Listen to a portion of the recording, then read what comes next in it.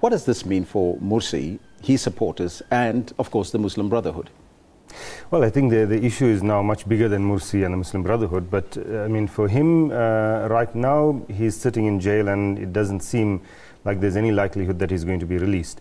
It's possible that after Sisi gets elected as president, and of course we know he will get elected as president, that he will then try some kind of reconciliation move, release Morsi, etc. But you know, that's a possibility, but we're not sure yet. At the moment, the Brotherhood is banned, has been labeled a terrorist organization, not only by Egypt, but also by the supporters in Saudi Arabia, etc. So the Brotherhood is in an extremely weak situation. Morsi is, no one knows where he is, but he's in jail somewhere. But as I said, the issue is bigger than both of them put together. The protesters on the street, even if the coup government keeps saying that these are Morsi supporters, etc., include thousands of people who don't even like Morsi, never supported the Muslim Brotherhood, but are opposed to the coup. And so when people get arrested and put on trial and sentenced, as in this case, you're not really sure whether they actually are Muslim Brotherhood people or just people who are fed up with the coup. I mean, 4 of the people that are on trial, of course, are journalists from Algeria. Yes.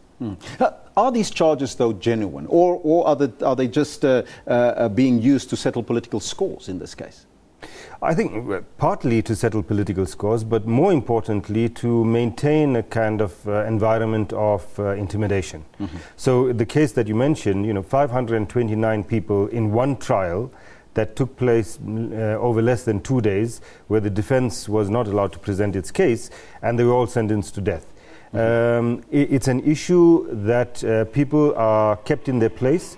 People know that any dissent against the government and against Sisi's presidency is going to result in them being charged, tried, etc., even sentenced to death. We mostly see Morsi and his supporters being hauled before court. Are they the only ones that is maybe liable for and to be blamed for the troubles on Egypt, or are they that Egypt is facing right now, or is there alternative or ulterior motives behind this? Well, I think that the people that are to blame to a large extent is the military, headed by Abdel Fattah al-Sisi, the former defense minister. Egypt had begun a very difficult path of democracy just over a year and a half ago. And these are, not easy things. I mean, in South Africa, we think 20 years later, we're still in a process of transition. 1 year after a democratically elected president was inaugurated, he was overthrown in a coup by the military. And then you had the crackdown and the killings and the detentions that you talk about 20,000 people in jail. So the blame for the abortion of democracy lies squarely on the military council and Sisi himself. But what does it say about democracy in Egypt, though? Well, all it says is that the military is intent on holding power. They have economic power, they control about 40% of the economy, but they're intent on ensuring that political power moves in the kind of way that they want it to move. They're happy to have elections as long as one of their anointed people are elected, for example. Are these convictions and crackdowns mainly focused on the Muslim Brotherhood, or is it focused on the Muslim community at large? No, it's focused on dissenters.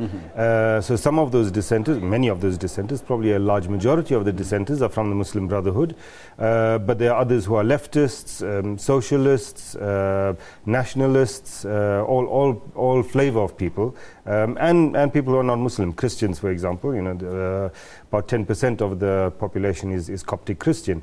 So it's not about what religion people belong to, it's about where the people dissent and protest against the government. So just a few days ago, there's 2 candidates for the election that will take place in a month, just over a month's time. The second candidate, leftist candidate Hamdin Sabahi, just a few days ago, one of his campaigners was arrested for taking part in illegal political activity. All he was doing was campaigning for his candidate. One of the favorites in that election, Abdel Fattah al-Sisi, if he's elected, do you think that this will bring an end to the violence in the country? Well, he will be elected. I mean, my guess is he'll get around 90% of the vote. I think that Hamdin Sabahi participating in the election is really providing a kind of fig leaf of legitimacy for what is an election undertaken by a coup government. So he will be elected. no, the violence won't stop after his election. I mean, there's two levels of dissent. The one is the kind of violent stuff that's taking place, and a few days ago there was a bomb blast in Cairo, in Sinai and other places, for example. But the other, which is much more substantial, is the protests that are taking place on the street on a daily basis. Every single day there are thousands of people coming out in various different parts of the country protesting, and this is a very wide group, a number of Muslim Brotherhood people, but a number of other people, youth groups, etc. And that certainly doesn't seem like it's going to stop after the election. Well, the future looks bleak then in that case. But let's move on to another story which is making headlines on the African continent. Ali Benflis, he's the main rival of President Abdulaziz Bouteflika in Algeria in the leadership contest there. He refused on Friday to recognize the incumbent's re-election. He said that recognizing it, and I quote, would be complicit in fraud. What do you make of that particular statement? And as we also saw, there was already some Islamists that killed 11 people in the country. Yeah, I mean, 11 soldiers, rather. Yeah. As far as the election is concerned, I mean, we all knew beforehand that Bouteflika was going to win. I think Benflis was waiting for the election in order to give him some cause to be able to say that there was fraud, etc. But the way that the campaigns were run, etc., it was clear that Bouteflika was going to win. I think a large part of his vote is legitimate, also because many of the parties boycotted the elections. The issue now is where that's going to go after Bouteflika being re-elected, and the real battle now in Algeria is actually an internal one. The intelligence services, the DRS, controls two political parties in the country, and has for the past few decades been, in a sense, dictating how the politics is run. Bouteflika has, in his previous term, sought to cut down their power to some extent. And I think that what we're going to see in the next few years, or what we might not see, but what will be happening in the next few years, is a kind of quiet battle between Bouteflika and the DRS for them to maintain their control and for him to undercut that.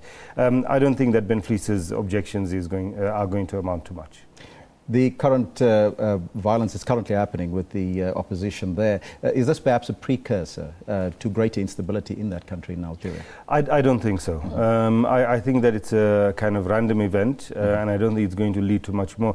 Algerians, after the decade of the 1990s, Algerians don't have any appetite for violence. In fact, they've got very little appetite for even protesting, because that could lead to the kind of civil war that they had in the 1990s, where hundreds of thousands of people were killed.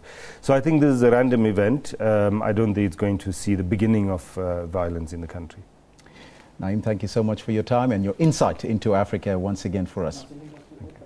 And that was Naeem Jeenah. He is the director at the Afro Middle East Center, joining us in studio to talk about the latest in Egypt as well as Algeria. Some disturbing signs there in Egypt, of course. And as he says, in Algeria, we might not expect much. But that's all we have for you at this hour.